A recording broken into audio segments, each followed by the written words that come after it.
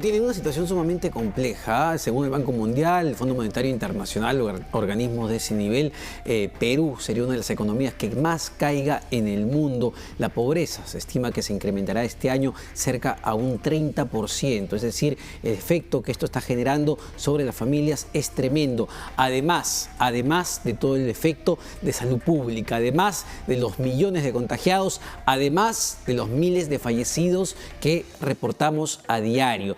En medio de este contexto, el Congreso de la República el día de hoy todavía no lo hace, pero está en su agenda debatir un proyecto sumamente polémico, un proyecto para retirar los fondos, y lo digo entre comillas, los fondos de la ONP, del Sistema Público de Pensiones. Evidentemente el Ejecutivo les ha dicho que esto es inviable, esto es inconstitucional, esto no se puede, y si se pudiese sería un forado a la caja fiscal.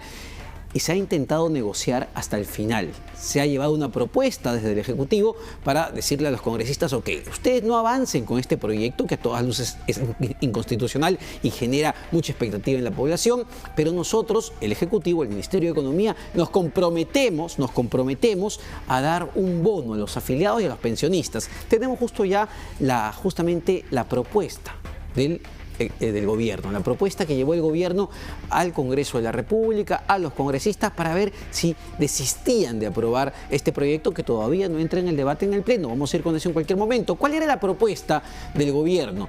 Aquí tenemos, por ejemplo, los criterios, las personas y los montos. Para los mayores de 45 con enfermedades crónicas, el gobierno planteaba entregarles un bono de 250 soles. Estamos hablando acá de un universo de 137.853 personas. Para las personas entre los 45 y 59 años, ojo con esto, afiliados evidentemente a la ONP, con enfermedades crónicas y sin ingresos, hablábamos de un bono de 250 soles. Aquí hablamos de un mayor número de personas, 558.367. Para las personas entre los 60 y los 64 años, es decir, ya cerca a la edad de jubilación, acá todos, ¿no? Sin ninguna distinción, hablamos de 165.641 personas, un bono de 500 soles para personas que ya tienen un poco más de edad. Para las personas mayores a 65 años, que probablemente ya son jubilados o no han podido alcanzar los 20 años de aporte, en este caso todos, hablamos de 361.260 personas, hablamos de un bono de 1.000 soles para esas personas justamente mayores. El costo, digamos, de todo esto por afiliado sería de 1.3 millones de personas. 1.3 millones de personas que se beneficiarían con un bono que en total sumado saldría 668 millones de soles. Tenemos otra gráfica aquí de la propuesta que llevó el gobierno al Congreso de la República, porque la idea era alcanzar un punto medio, efectivamente, ¿no? Tu proyecto es inconstitucional, pero yo ofrezco darles un bono a los afiliados a la ONP. Y acá dice los costos del afiliado, ¿no? Por persona y cuánto es el monto. El costo de los afiliados, el total de personas que se verían beneficiadas con estos bonos, como lo decíamos, es 1.3 millones de personas. El monto que se demandaría sería de 668 millones de soles.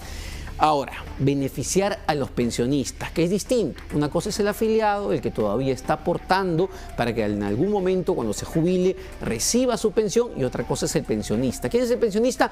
Aquella persona que logró jubilarse y todos los meses recibe una pensión y va a cobrar al Banco de la Nación.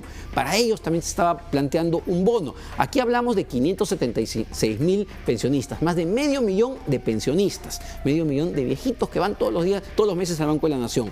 Para ellos se planteaba un bono de 288 soles. En total, la propuesta del Ejecutivo buscaba beneficiar a 1.9 millones de afiliados y pensionistas, casi 2 millones. Una cantidad importante, realmente, teniendo en cuenta que el sistema tiene 4.7 millones de afiliados en total. ¿Cuánto iba a ser el gasto del gobierno para poder justamente otorgar estos bonos a los afiliados a la ONP y los pensionistas? Hablamos de casi 1.000 millones de soles, 956 millones de soles. Creo que tenemos otra gráfica al respecto sobre la propuesta del Ejecutivo. No tenemos más. Esa es la información que teníamos. Sin embargo, las fuentes de RPP nos dicen que esta propuesta se cayó. El Congreso de la República no aceptó esta propuesta, por eso es que el presidente de la República tampoco anunció nada en su último mensaje que dio, su mensaje a la nación. Y bueno, el Congreso decidió que iba a entrar en agenda el debate del retiro de los fondos, entre comillas, de la ONP.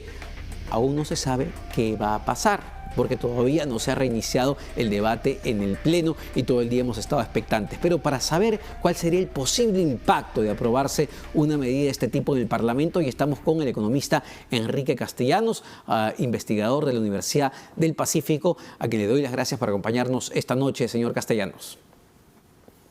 Buenas noches, Omar. Gracias por la invitación. No, gracias a usted. ¿Y cuál es el impacto que podría tener el proyecto, el dictamen que ya está para su debate en el Pleno, de aprobarse? Tal como lo está diseñado los dictámenes, estás hablando, según el Ministerio de Economía y Finanzas, de un impacto fiscal de unos 7.000 millones de soles, además del hecho de que tener que seguir pagando las pensiones a los, valga la redundancia, a los pensionistas en el futuro, claro, con fondos que ya no están, ¿no? Entonces, esos 7.000 millones van directamente contra el Tesoro Público, es decir, contra los ingresos de todos, y eventualmente se transmitirán en mayores impuestos que todos pagaremos. Claro, pero acá hay un problema, digamos, más de fondo que utilizan como argumento muchos congresistas, que es el siguiente, que le dicen, mira, yo he aportado a la ONP por 10 años, pero ahora me dicen que no me van a dar una pensión cuando llegue a los 65 años. ¿Por qué? Porque no llego a aportar los 20 años que me exige la ley. Entonces, para cualquier persona, esto es inconcebible. ¿Cómo no me van a dar una pensión si yo he aportado? Y la gente se pregunta, ¿dónde está esa plata? Totalmente de acuerdo. Hay dos aspectos. La vida económica de una persona que empieza a trabajar a los 20 años y termina a los 65 es 45 años. Entonces, yo debería aportar 45 años, o 40, o 30, o 25. Aportar menos de 20 quiere decir que he sido menos de 20 años formal, lo cual es un problema estructural en nuestro país. Exacto. El sistema de ONPs no es perfecto para nada, tiene esas deficiencias y se podrían más o menos que arreglar en el camino, ¿no? Es decir, que le den un bono de reconocimiento, etcétera, etcétera. El segundo aspecto es, ok, digamos que queremos reconocer a las personas que han aportado y no reciben nada. Ok, entonces démosle un bono, pero no se lo demos, sino que pongamos en una cuenta individual para su jubilación. No tienen por qué ellos disponer el cash. O sea, disponer del cash genera incentivos perversos para que la gente pues lo gaste, ¿no? O sea, entonces, eventualmente, aún siguiendo en la línea de la propuesta del Congreso, yo diría, ok, démosle un bono de reconocimiento, pero que vaya una cuenta intangible individual. Claro, claro. Y yo no estoy a favor en ningún sentido de la propuesta del Congreso de la República. Sin embargo, escuchaba hace algunos minutos al premier Walter Martos dirigirse al Parlamento, conversar con el presidente del Congreso, Walter Merino, y él hablaba de que sí, que era necesario aplicar una reforma y cambios en el sistema público de pensiones. Pero uno se pregunta, vamos, ha habido una inercia en todos estos años, sabiendo que había un problema claramente estructural en el sistema público de pensiones, un problema que incluso el propio Banco Central reconoce. 6 de cada 10 personas, 6 de cada 10 afiliados no van a recibir una pensión porque no van a cumplir lo que dice la ley. Así son problemas estructurales. Tenemos informalidad en nuestro mercado laboral, tenemos mucha gente independiente que no aporta, y eventualmente somos deficitarios. No ganamos sueldos altos como país y eventualmente las pensiones no son lo que todos hubiéramos querido, ¿no? Claro. Pero quizás, viéndolo del lado bueno, quizás esto sea el fin de un sistema público y el comienzo de que todos se manejen con un sistema privado de cuentas individuales. Veamos el lado, sí, claro, el vaso medio lleno al medio vacío. Es quizá el incentivo a la mala para justamente empujar al Ejecutivo a que vaya una reforma que necesita no solo el sistema público, ¿no?, sino también el sistema privado. Sí, o sea, como se dice, sin querer queriendo, eventualmente los congresistas están reconociendo que este sistema público no es tan bueno y mejor es el privado, donde cada uno maneja tiene una cuenta privada intangible.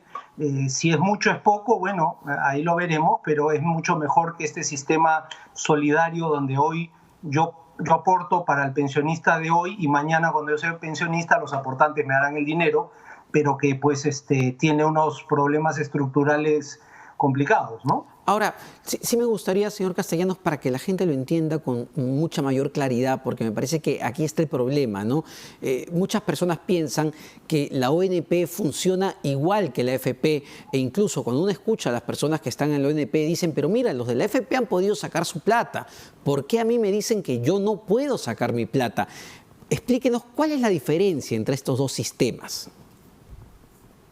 Ok, empecemos por la AFP. La AFP efectivamente es un fondo de, si quieren, dinero y activos de 151.000 millones de soles. O sea, ese dinero o esos activos están en bonos, acciones, fondos mutuos y depósitos bancarios. Eventualmente, si queremos repartirlos entre todos, que sería una muy mala idea, dicho sea de paso, pero la plata está ahí. En el caso de la ONP es un sistema solidario. Es de yo hoy por ti, mañana por mí. A la gente que trabaja, todos los meses aporta alrededor de 300 millones de soles. El gobierno aporta 100 millones de soles y esos 400 millones de soles mensuales sirven para pagar la jubilación de los, valga la redundancia, jubilados, ¿no? Como decía anteriormente en una entrevista, esto es como una jarrita que todos los meses está vacía, la llenamos y repartimos entre todos, pero al comienzo del siguiente mes está vacía de nuevo y hay que volver a llenarla. Por eso no hay fondos. Claro, por eso es que la propia ministra de Economía, María Antonieta Alba, decía que la plata no existe y por ahí un congresista salió a decir no existe porque se la han tirado. Y no es que se la han tirado, sino que el sistema funciona de esa manera. Plata que entra, plata que se va. Totalmente. Es como digo, un sistema solidario que está pensado así, que puede ser imperfecto, que tiene deficiencias, que no puede ser que yo aporte 19 años y no reciba nada. Ok, todo eso es mejorable, perfectible, conversable, pero que no pretendan que les den todo el dinero, un dinero que ya ha sido utilizado por los pensionistas. Ahora, y ojo, si ya no les pido que aporten, ¿quién paga a los pensionistas el próximo mes y el subsiguiente mes? ¿Es materializable, señor Castellanos, un proyecto de este tipo? Digamos que el Congreso de la República el día de hoy lo aprueba por la madrugada, como ya es su costumbre, y esto pasa al presidente de la República. Bueno, él lo observa, se aprueba por insistencia. ¿Es materializable este proyecto una vez que se vuelva ley o no? Materializable en el sentido de que se puede calcular los aportes de cada persona y ver cuánto dio y generarle un bono. Sí, al final se puede hacer un estimado y un cálculo, bueno, malo, regular, pero sí se puede.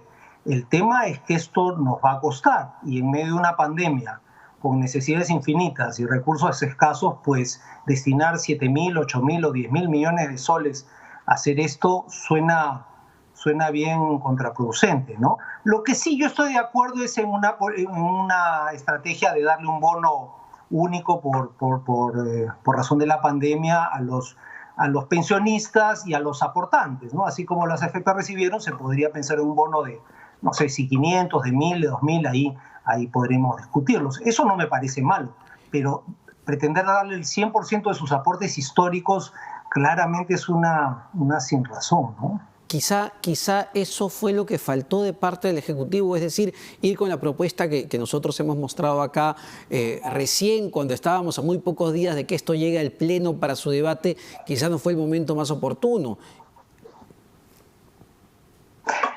La verdad que no sé si ese sea un tema de oportunismo político, de desconocimiento o de las dos cosas. Yo no sé qué es lo que está tratando de hacer el Congreso con este tipo de propuestas. La siguiente que se viene es la devolución del 100% de aportes de la AFP, sí, que eso sería todavía peor, ¿no? Aprobando estos dos proyectos, el que menciona de las AFP y el del ONP que podría aprobarse hoy, ¿nos estaríamos tumbando el sistema de pensiones en su conjunto? ¿Estaríamos apretando el botón de reset al sistema pensionario del Perú? Sí, y lo que decía es que digamos que vamos a ser ingenuos y digamos que los congresistas están tratando de hacerlo mejor para los aportantes de las FPs. Si les pretenden devolver el 100%, lo que van a causar es una inmensa presión en los precios de los activos del FP, y los valores cuota bajarían de forma dramática, ¿no? Sí. Solo como un ejemplo, imagínense que las AFPs invirtiesen en casas y departamentos, y que las casas y departamentos le dicen alquileres todos los meses y de ahí pagasen las pensiones. Imagínense que los 150.000 millones en casas y edificios, en mi ejemplo, se saliesen a vender en un periodo corto de tiempo. Imagínense lo que le haría con los precios. Claro. Lo mismo va a pasar si pretendemos liquidar 150.000 millones en acciones y bonos. Va a ser una tormenta financiera. Y los más perjudicados van a ser los aportantes de la AFP. Como siempre digo, las AFPs pertenecen a grupos económicos muy grandes internacionales. El negocio del FP aquí en el Perú es un redondeo en sus cifras. No les mueve la aguja. A los únicos perjudicados van a ser los 7,5 millones de aportantes de FP y los 1.700 empleados de las AFPs en el Perú. Perfecto, señor que trabajan con las AFPs, que se quedan sin trabajo. Muchas gracias al economista Enrique Castellanos de la Universidad del Pacífico, dándonos luces sobre este tema. Finalmente vamos a ver qué es lo que termina aprobando el Congreso de la República, que ya en cualquier momento seguro reanuda su sesión en el Pleno. Vamos a otro tema que tiene